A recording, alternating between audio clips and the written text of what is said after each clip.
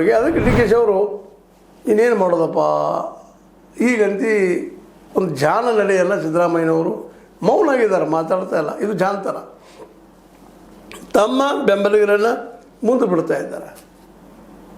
ಇವರಪ್ಪ ಅಹಿಂದ ನಾಯಕರು ಸತೀಶ್ ಅವರನ್ನು ಮತ್ತು ಇನ್ನುಳಿದವರನ್ನು ಮುಂದೆ ಬಿಡ್ತಾ ಇದ್ದಾರೆ.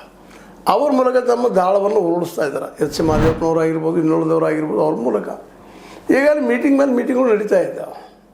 ಅದು ಸಾಕಷ್ಟು ಗುಪ್ತ ಮೀಟಿಂಗ್ ಆದ ತಕ್ಷಣ ಸಹ ಅಲರ್ಟ್ ಆಗಿದ್ದಾರೆ ಡಿ ಕೆ ಶಿ ಅವರು.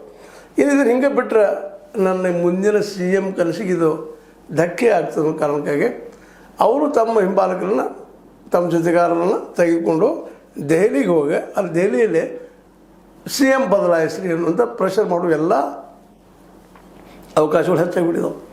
ಹೀಗೆ ಮತ್ತೊಮ್ಮೆ ಏನಾಗಿಬಿಟ್ಟಿದಪ್ಪ ಅಂದ್ರೆ ಸಿ ಎಮ್ ಚೇರದ ಕುರ್ಚಿಯ ಬಡದಾಟ ಹೆಚ್ಚಾಯಿತು. ಶುರು ಆಗಿಬಿಟ್ಟಂಗೆ ಆಗ್ಯದ.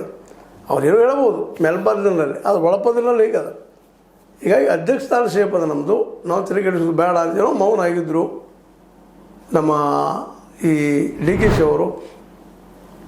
ಆದರೆ ಇವತ್ತು ಅಧ್ಯಕ್ಷ ಸ್ಥಾನಕ್ಕೆ ಆಪತ್ತು ಬರಲಿಕ್ಕತ್ತದಪ್ಪ, ಸಂಘಟನೆ ಆಗ್ಲಿಕ್ಕತ್ತದ. ಅಹಿಂದ ಸಂಘಟನೆ ಜೋರು ಮಾಡ್ತಾ ಇದ್ದಾರೆ ಸತೀಶ್ ಅವರು. ಇಡೀ ನಾಡಿನ ತುಂಬ ಎಲ್ಲ ಕಡೆ ಹೋಗುವಂಥದ್ದು. ಮೊನ್ನೆ ಬಾಗಲಕೋಟೆ ಅಹಿಂದ ಸಂಘಟನೆ ಮಾಡೋರಿಗೆ ಇನ್ನು ನಾಳೆಗೆ ರಿಸಲ್ಟ್ ಬಂದು ಗೊತ್ತಾಗ್ತದೆ ಎಷ್ಟು ಮಟ್ಟಿಗೆ ಯಶಸ್ವಿಯಾಗಿದ್ದಾರೆ, ಯಶಸ್ವಿಲ್ಲ ಅಂತೇಳಿ. ಆದರೆ ಎಲ್ಲೆಲ್ಲೇ ಅಹಿಂದ ಸಂಘಟನೆಗಳಿದ್ದಾವೆ, ಎಲ್ಲೆಲ್ಲ ಅಹಿಂದ ಅಥವಾ ಬಿದ್ದ ಸಮುದಾಯ ಜನ ಇದ್ದಾರೆ, ಅವರಿಗೆಲ್ಲ ಭೇಟಿ ಆಗುವಂಥದ್ದು, ಸಂಘಟನೆಗಳನ್ನ ವಿಶ್ವಾಸ ತೆಗೆದುಕೊಳ್ಳುವಂಥ ಕೆಲಸ ಮಾಡಿದ್ದಾರೆ. ತಮ್ಮ ಸಂಘಟನೆ ಹೆಚ್ಚು ಮಾಡ್ಕೊಳ್ತಾ ಇದ್ದಾರೆ.